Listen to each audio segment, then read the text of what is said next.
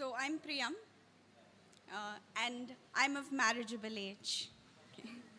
According to my mother and her mother and my uncle, the head administrator at the local public health center, and his wife, the homemaker, and their 22-year-old daughter, Mrs. I married an engineer with a big fat salary.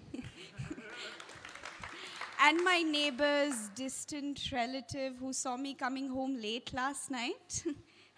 And the lady who sat next to me on the bus this morning, her neatly ironed sari getting creased by my extremely short shorts, rubbing against her almost purposely. And Mrs. Bhosle and Mr. Joshi and his son and their dog, everything has a right time. And now is the time for matrimony. I know this really nice guy, good job, great family, sorry boss, I say. I lost you at nice. Not that nice is not nice. I mean, who doesn't like a nice guy? For starters, he'll have a clean police record, unlike my last boyfriend, who's still making rounds of the Shivaji Nagar court for drinking and driving during the Ganesh festival. And a nice guy will never shout at you in public. Because all private matters in the bedroom. I mean, why give people a chance? Relationship issues are like holes in a sock. As long as you're hiding them, you're doing just fine. The minute you reveal them, people will talk. And by people, I mean those freeloaders who'll come to your wedding just for the food. And to criticize it later. Ew, the rotis were so dry. You're marrying a Maharashtrian. Why? Yes, we are an extremely racist bunch. At least the most of us. I, for instance, am from a scheduled caste. Hindu Sambar.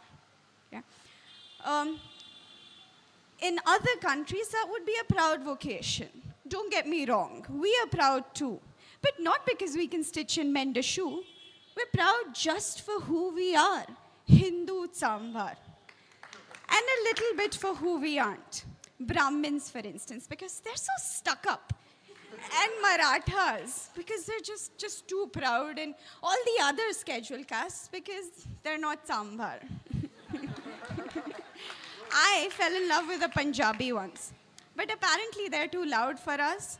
South Indians, they're too dark. Marwadis, well, they're stingies. Biharis, I'm Maharashtrian. That's reason enough. The perfect guy did come once, riding on a horse. Caste certificate in one hand, a 2-digit salary slip in the other, and I made poha for him and his mother and her brothers and 10,000 inconsequential others. It was the perfect panel for my parents to show off the triumph of raising a well-behaved daughter. She's a postgraduate, my mum had said, pointing at the frame certificate on the wall. Class topper, overachiever, can cook and clean, and a firm believer in everything she was taught.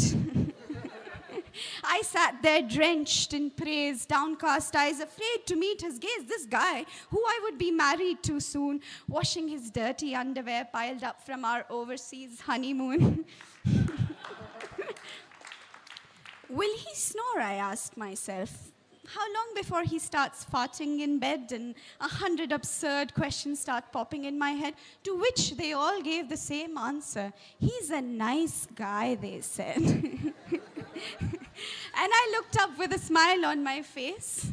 I can't marry you, I told him. And he walked away with perfect grace.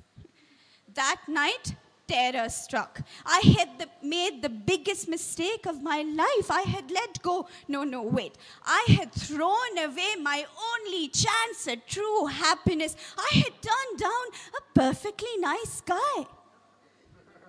But what if I don't want nice, I ask?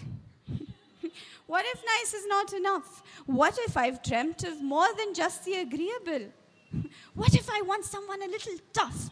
someone who hasn't got it all figured, someone who'll fight, someone who'll shout right in the middle of a crowded street, someone who won't tell me his frickin' lineage when we first meet, someone who'll share with me his dreams instead, his utopian ideas of making the perfect world, someone who'll share with me his quirks instead of his salary, someone who'll tell me his smoking spot in the guest room gallery.